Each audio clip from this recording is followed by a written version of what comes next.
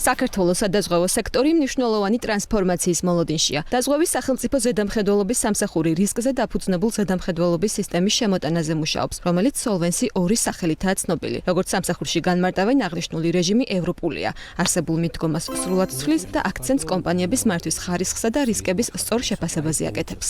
მიდგომა არის უფრო დემოკრატიული ერთის მხრივ, მაგრამ თვითონ ზედამხედველისთვისაც და ზღვეველისთვის თავარი ფუნქცია რა არის ჩვენთვის და მოსახლეობისთვის, ვინც იყენებს სადაზღვევო პროდუქტს, რომ ის რაც კონტრაქტში დაიწერება, გარანტირებულად იყოს შესრულებული და გარანტირებულობა ნიშნავს, რომ ამ კომპანიები როცა იღებენ ვალდებულებას, რომ დაზღვეული იყოს და ზარალი დადგომა მოხდება, ეს ზარალი იყოს ანაზღაურებული. ამისთვის მათ უნდა კონდეთ შესაბამისი ფინანსები, შესაბამისი ასე ვთქვათ სტრუქტურები. კაპიტალის გაზდაზე არ არის მარტო მომართული, კაპიტალის გაიზრდება, როცა საჭირო იქნება ამ ეტაპზე აკმაყოფილებენ.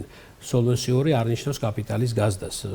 არ არის პირდაპირ დამოკიდებულება, ამაში აქ არის სრულიად სხვა რისკზე დაფუძნებული მიდგომები, ითვლება რისკები, რაც ახლა დღეს არ ხდება მაგალითად. ახლა კალკულაცია ცხადია ხდება პროდუქტის არიან სპეციალურად ადამიანები, აქტუარული გათვლებით ხდება უკვე. ჩვენ მოვითხოვეთ უკვე აქტუარის არსებობა თითოეულ კომპანიაში, რაც დაკმაყოფილებულია. როგორც სამსახურში განმარტავენ, ახალი მოდელი სამ ძირითად სვეტს ეყრდნობა. გადახდის უნარიანობის ახალი სტანდარტების დამკვიდრებას, მმართველობითი ფუნქციის გაუმჯობესებას, რომელიც მართვის და შიდა აუდიტის გაძლიერებას მოიცავს და გამჭვირვალობას, რაც ანგარიშგების ახალი ფორმების შემოტანას და საჯაროების გაძლიერებას ითვალისწინებს. დაზღვევის ზედამხედველობის სამსახური ამბობს, რომ ახალი სისტემის დასანერგად დიდი ხანია ემზადება. პროცესი ეტაპობრივია, საბოლოო ჯამში კი მოლოდინია, რომ ახალი სისტემა წინ გადადგმული ნაბიჯი იქნება საქართველოს სადაზღვევო ბაზრისთვის.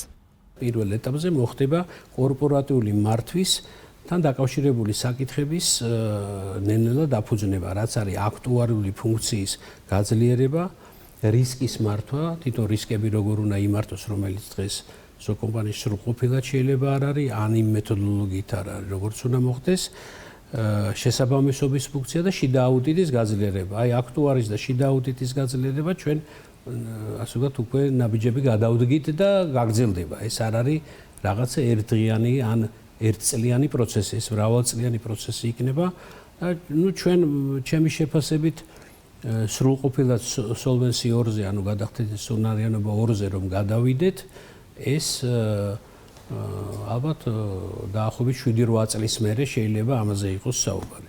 სადაზღვევო კომპანიები აცხადებენ, რომ რეფორმა დარგისთვის მნიშვნელოვანი გამოწვევაა და ის სექტორისგან სერიოზულ ფინანსურ ინვესტიციებს მოითხოვს, რადგან ნებისმიერი საზედამხედველო მოთხოვნების ზრდა კომპანიების მხრიდან დამატებით ინვესტიციებს საჭიროებს. სადაზღვევო კომპანია არდის ხელმძღვანელი მიიჩნევს, რომ საჭიროა ბალანსი რეგულაციასა და განვითარებას შორის და მოთხოვნების ზრდასთან ერთად ბაზრის განვითარების ხელშემწყობის სტიმულებიც უნდა არსებობდეს. საკმაოდ რთულია, არ დაგიმალოთ, არ არის მარტივი და საკმაოდ ესეთი მნიშვნელოვანი თამასა იქნება ინდუსტრიისთვის, რომ ეს დაიცვას. არ იქნება მარტივი ძალიან. ერთადერთი რაც ჩემი პირადი მოსაზრება ამ შემთხვევაში, ვისურვებდი იმას, რომ როცა ასეთი გადახდის უნარიანობის, ასე ვთქვათ, მარჟები და ასე ვთქვათ, დათქმები და თამასები შემოდის სექტორში, რაც კარგია, ამავდროულად უნდა იყოს ჩემი აზრით სტიმულები, რომელიც ინდუსტრიას განავითარებს. როდესაც ზრდა ისეთი გვაქვს, როგორიც გვაქვს, როდესაც ბაზარზე ძალიან ჭირს, ასე ვთქვათ, აი მომენტუმის აკრეფა, ხო, როდესაც ძნელია, როცა პენეტრაცია დაბალი გვაქვს, აი ამ კუთხით, ანუ მხოლოდ რეგულაციის მიმართული აქტივობა რამდენად სწორი იქნება, არ ვიცი.